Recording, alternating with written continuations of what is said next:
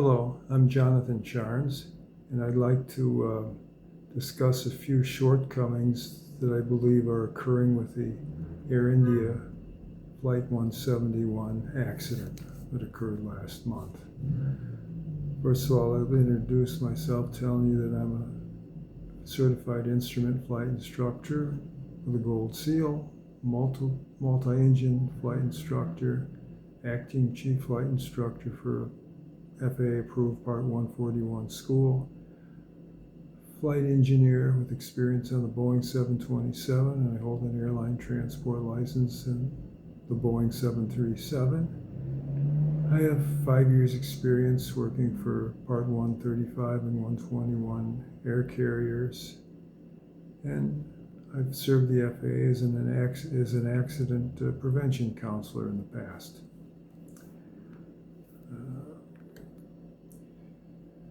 It appears that the one of the pilots switched off the fuel cutoff to both engines, causing the plane to lose power and crash, according to the voice recordings.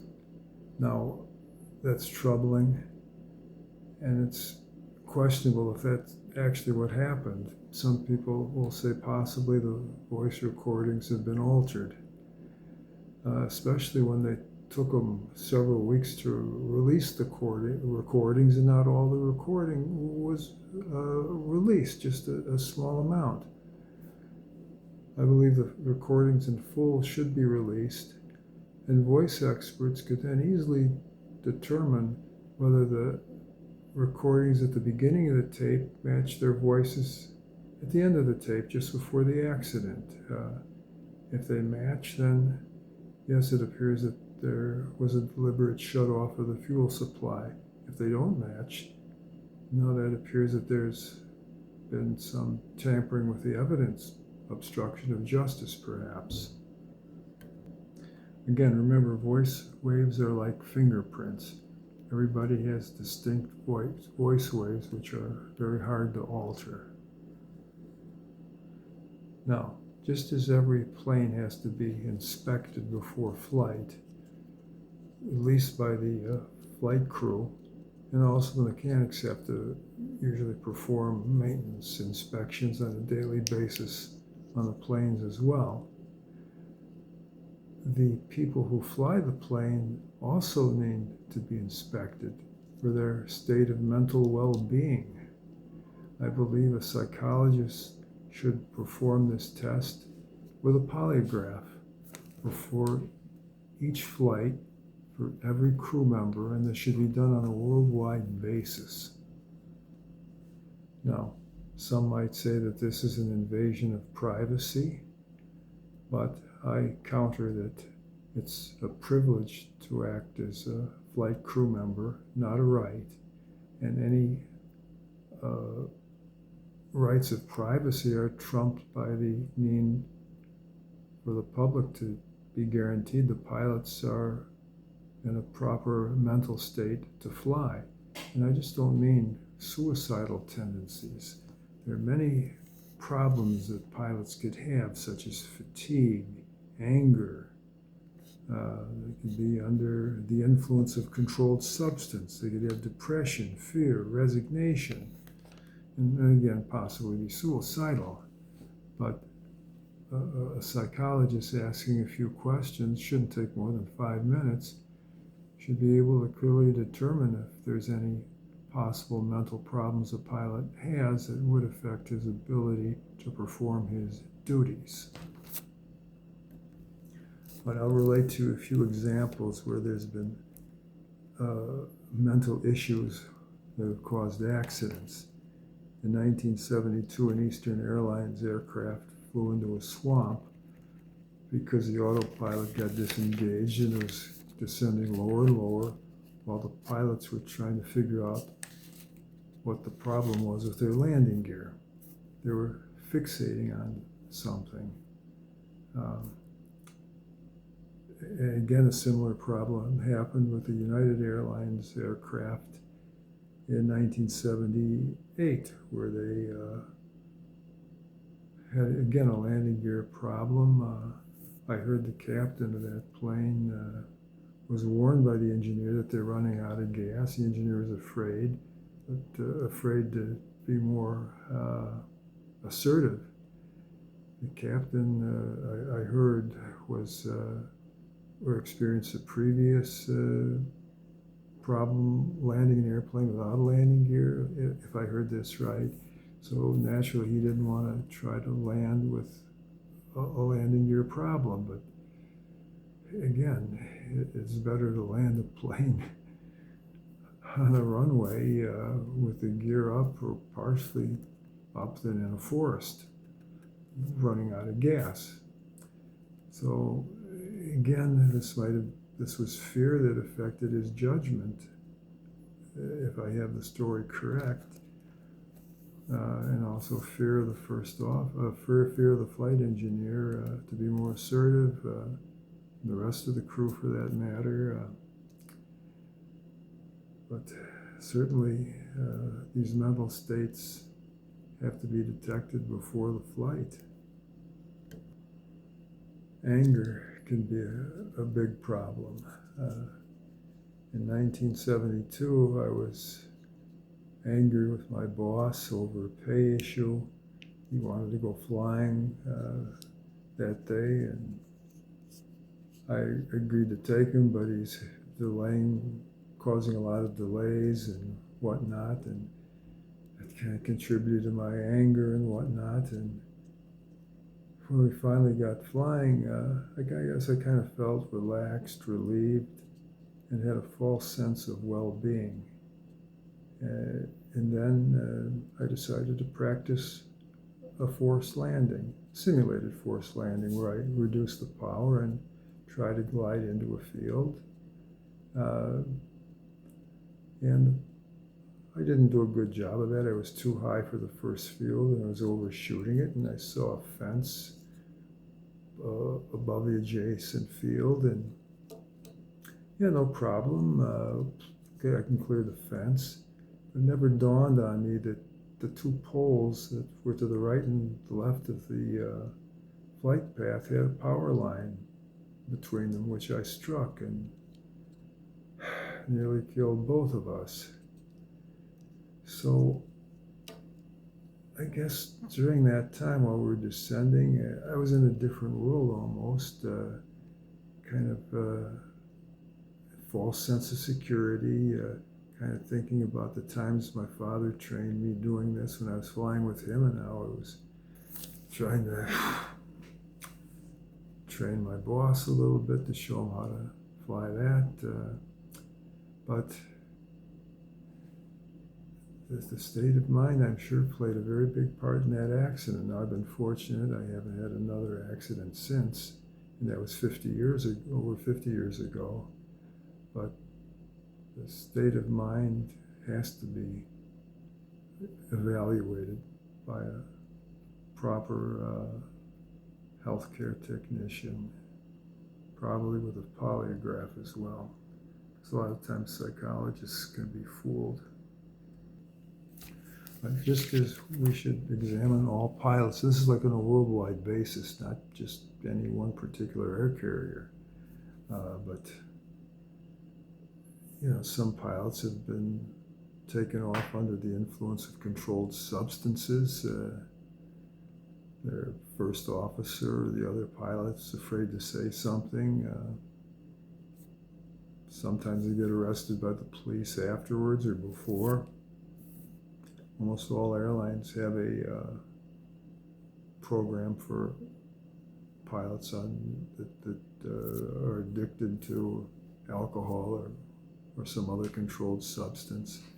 So it's a problem, and it should be recognized. And again, just as we should check the pilots before the flight, they need to be interrogated after the flight to ensure that they wrote up any maintenance problem the plane had. Now, that's required by regulation.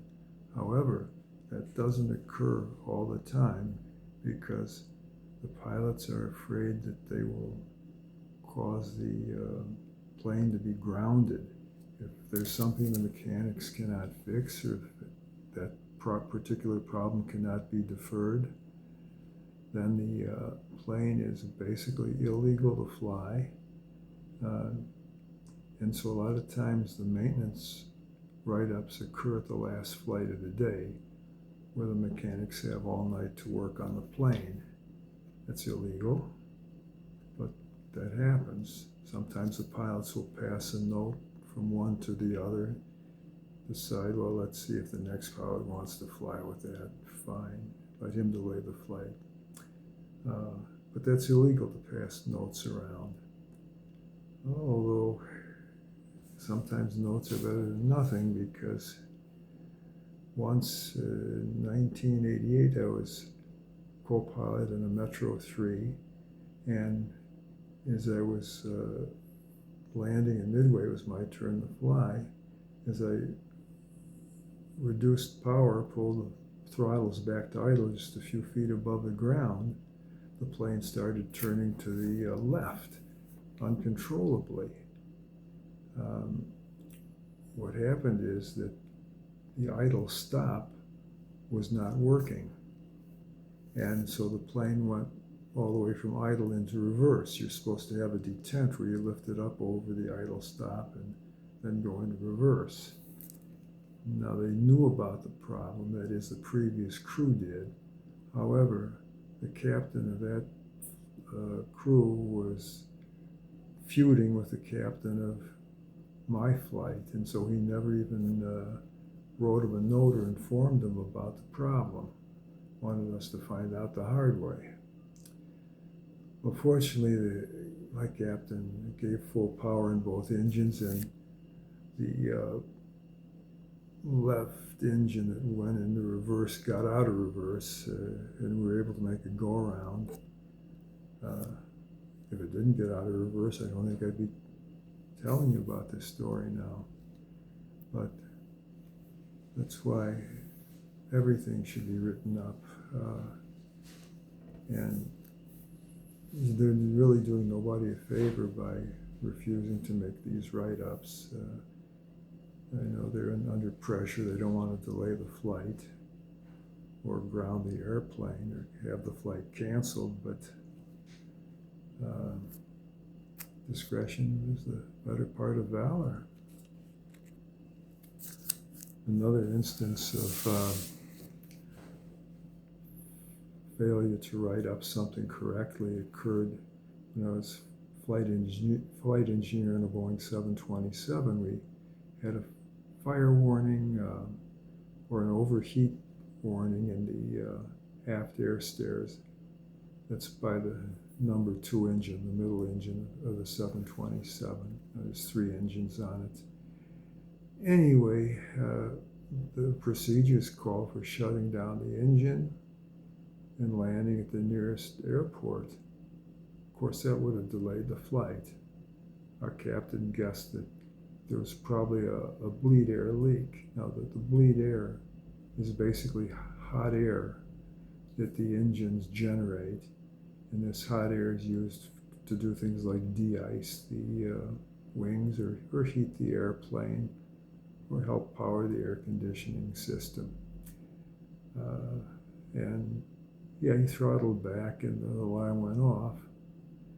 And then when we landed in Toledo, Ohio, he told me to have to call the tower and say that we had an engine fire warning while we were taxiing, and it went out. Well, he's the captain. I have to do what he says. Of course, he signed the book, so I wrote up what he told me to. He signed it, and he said nothing to the maintenance people about what really happened, that it occurred in the air under high power. And to make a long story short, the next crew that had it took off, and then they had to make a return landing because they had the fire warning or the overheat shortly after takeoff. They came down, and of course, at that time the plane was out of service for a while. until maintenance was able to fix the problem. Another instance where we had maintenance problems when I was flying Navajos. These are twin-engine propeller planes, and one check we make is to make sure each generator is putting out its rated power.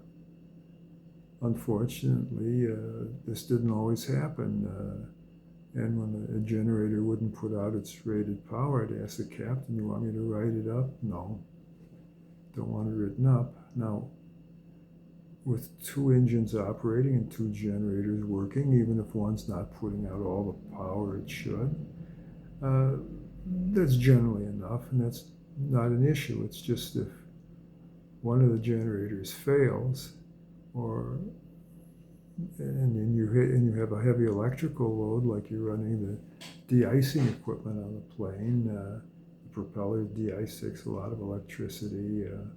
There are other systems that do. Now you might overload the good generator, and then you'll have nothing. So what happened coming into O'Hare, it wasn't me, it was another crew. They were flying in really low weather conditions. The ceilings were only 200 feet, so they didn't break out of the clouds until maybe 10 seconds before landing. Now, what they had was a complete electrical failure with their avionics equipment. They were flying an ILS, which gives you excellent guidance, right, left, up, down, but that went completely dead when they were several hundred feet above the ground. I don't see why they didn't make a go-around and declare an emergency. Of course, they might not even have a radio for that matter. I don't know. Anyway, he decided to come in. Now, all this time, there's an aircraft to his side on the parallel runway, and there's an aircraft ahead of him and behind him. So none of them can see each other. Fortunately, nobody collided. I suppose if it was dangerous, or if they were getting close to another airplane, the controller probably would have ordered the other aircraft to make a go-around, because the controller should have been able to see them on radar. But it's what happens when you don't maintain aircraft properly.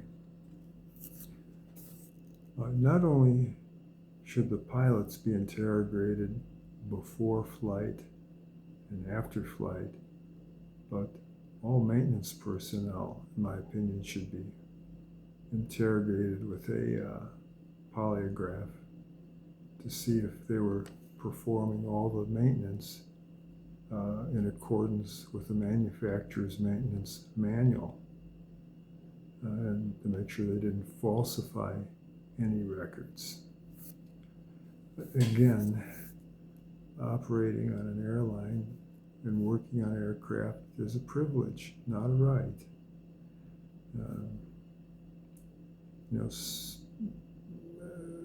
So if it seems excessive interviewing each mechanic, you got to realize some airlines interview every passenger. Like if you want to go to Israel, you're interrogated before you board the plane for a few minutes. And it looks like it's worked pretty well, because they haven't had any terrorists since they started that practice 40 years ago or so.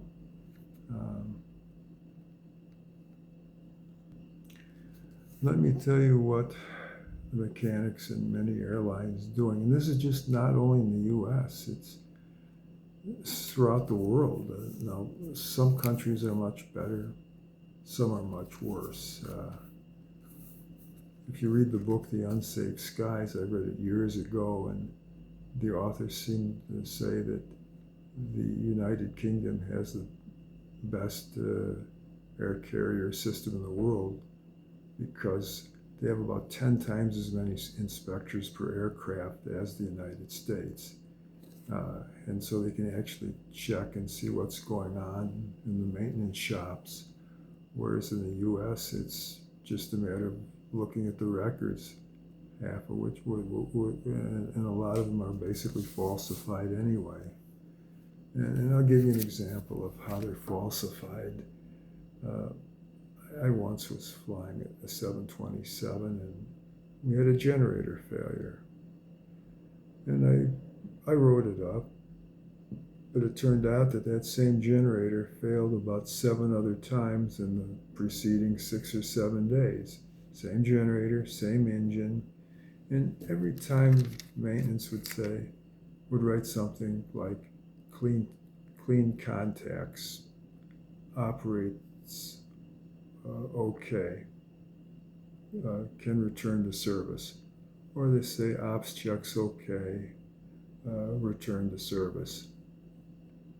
With a repeat failure 7 times, to me that's outright falsification of records. But by doing that, they can immediately release the plane. It might take them an hour or 2 to change the generator on the plane. I don't know. And so you do that, you've delayed the flight. And that's assuming they have a generator available to put on.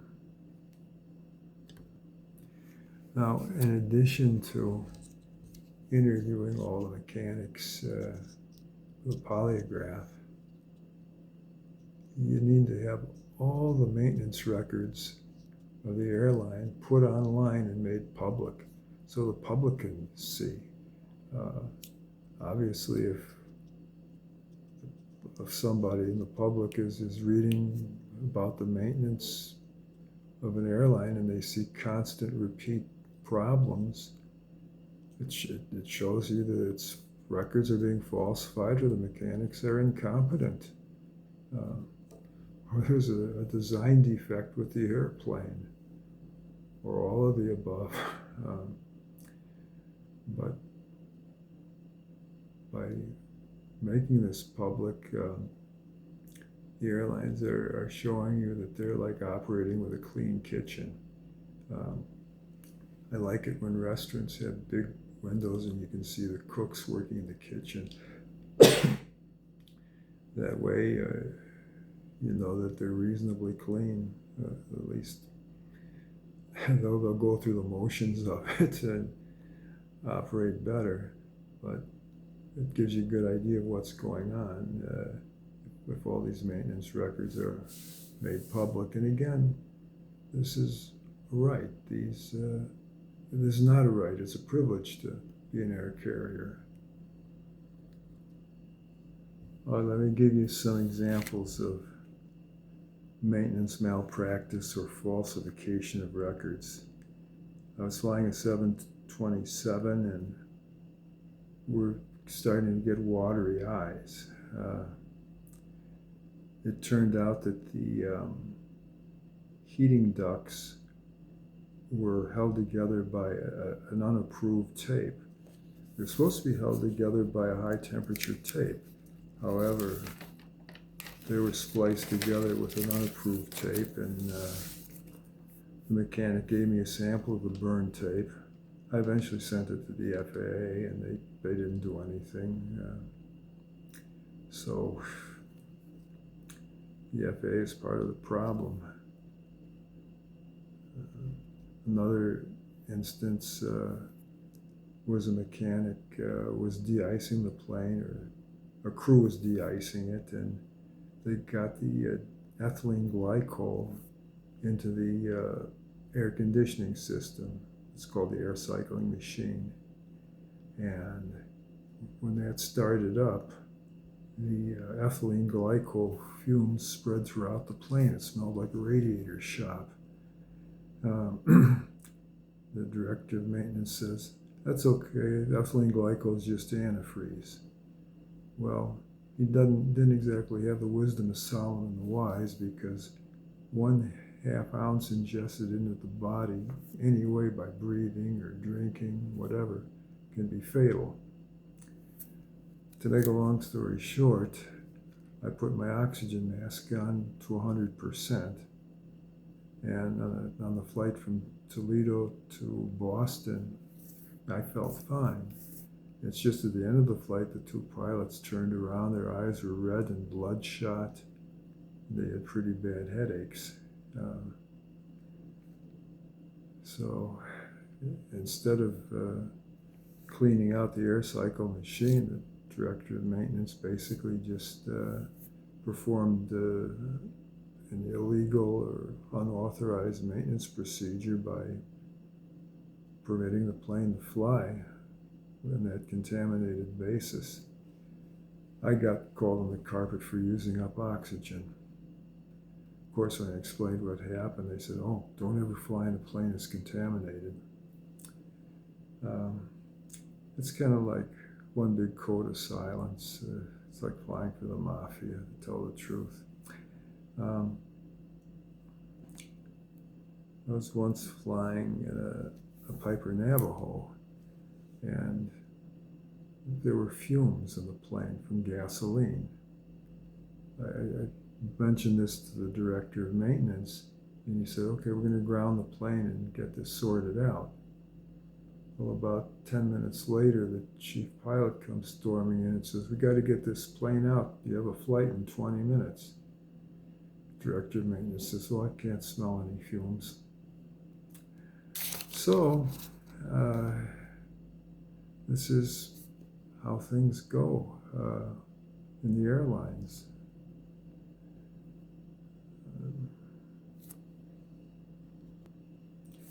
Now, I eventually sent the FAA over 100 anecdotals with log page numbers, aircraft number, dates of malfunctions that were not addressed or were repeat failures.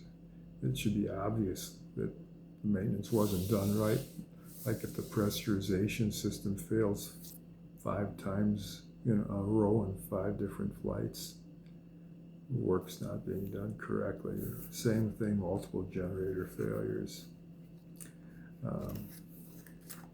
But the FAA wouldn't do anything. They couldn't find anything wrong. Eventually I left the company, and years later I was talking to the chief pilot, who happened to be Indian, and he told me, "You made many troubles for us contacting FAA." And I said, "How much baksheesh did you have to pay them?" Now, baksheesh in their language and in Turkish is like a tip or a bribe. He says, "Baksheesh, nothing. We had to give him a big present."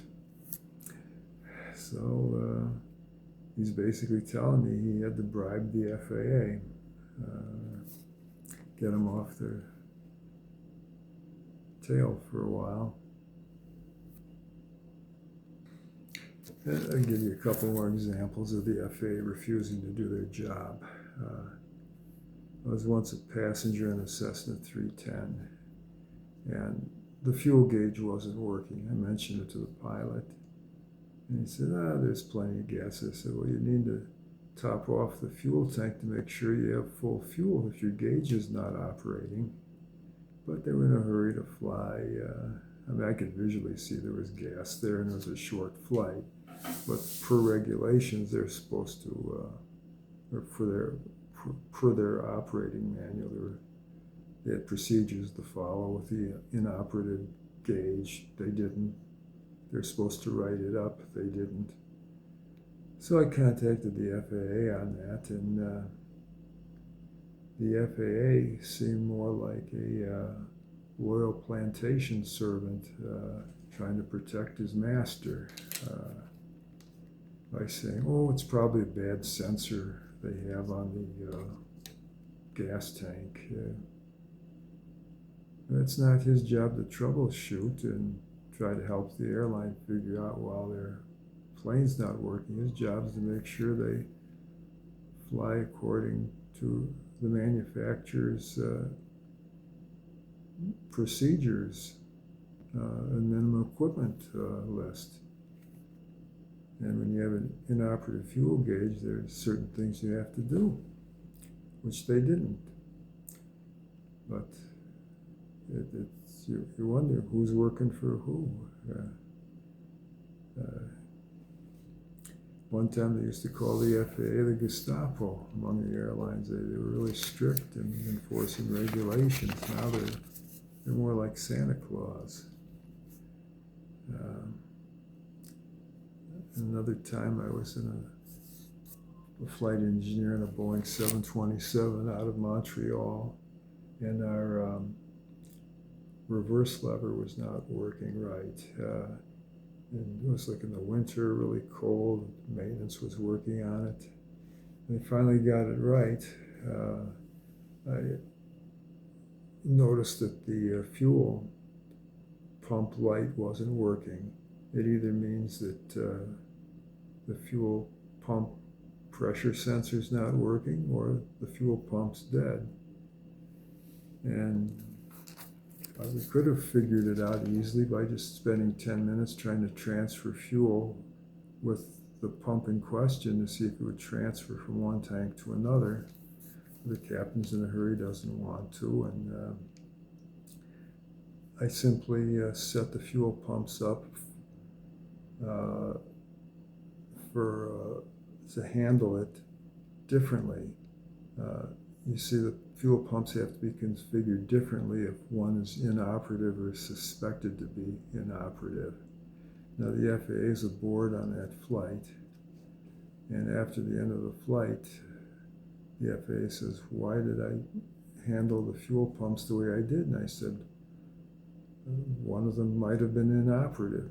So the captain said it wasn't. You got to listen to the captain if you want to succeed in this industry. He basically could have written the captain up for failing to follow procedures, which he did, which the captain didn't do. After the flight, I contacted my chief engineer and advised him of it, and he says, "Don't worry, you did right, and did the proper thing." So what I learned later is the FAA inspector and the captain were really good friends, and so we had nothing to worry about. About 3 years ago, I was on a flight from California to Chicago, and my seatbelt was reversed. In other words, it wouldn't clip unless I rotated it 180 degrees, and that is twisted it. Now, that's not correct, because when you twist the seatbelt, you lose a little strength, but worst comes to worst, if there's an accident, you have less area to support your body, and cause internal injury, or increase the chance of that. So I told the flight attendant, the chief flight attendant, about that problem. He says, "What do you want me to do? Delay the flight for an hour and a half to get maintenance?" I said, "No, just give me a good seat." Well, they called maintenance over somebody. For all I know, he might have been a baggage handler, and he played around with it a bit. He couldn't fix it, and to make a long story short, I sent the story to the FAA hotline, because it's illegal for them to take off with the seatbelts not attached properly. What he should have done is placarded the seat and saying it's inoperative, which they didn't do. And eventually the FAA man said, "Well, I'm going to be retiring soon. Somebody else will take care of it." Somebody else then said, "Well, it's my word against theirs." I said, "Well, yes, but I have a witness with a signed affidavit plus pictures of that. And this was before the flight. They're falsifying records if they say that that was fixed. Because they said they fixed it before the flight, even though the supposed mechanic working on it wasn't able to get it fixed." Now, the interesting thing is they had a similar problem with the same airlines 5 years prior, except there were like about 6 or 7 seat belts that were reversed, improperly installed in the cabin. And again, the FAA did nothing about that. Now, again, the FAA wasn't always that complacent. I mean, today they're like Sergeant Schultz on Hogan's Heroes saying, "I see nothing, I see nothing," like an ostrich burying its head in the sand. But in 1983, I flew for an air carrier that, well, they were flying Piper Navajos, I told you, or the director of maintenance said, "I don't smell any fuel fumes now," after the chief pilot said the flight's due in 20 minutes. It's where one of their planes, I said, lost complete radio. All the radio stopped in low weather conditions, making an instrument approach into O'Hare. Numerous other problems, and I contacted their principal operations inspector, letting him know that they're having a lot of problems. And he visited me. He went up from Des Moines, Iowa to Minneapolis, where I was living at the time. And he said, "Well, we're short-handed. I hope they don't have another fatal accident. I'll do what I can." Again, that was 1984. And apparently it took him a while, but he did something, because about a year later, I was working as a teacher in Chicago, and an Inspector McCartan from the National Transportation Safety Board came and interviewed me during a free period of mine, and I gave him details about that airline, and a few months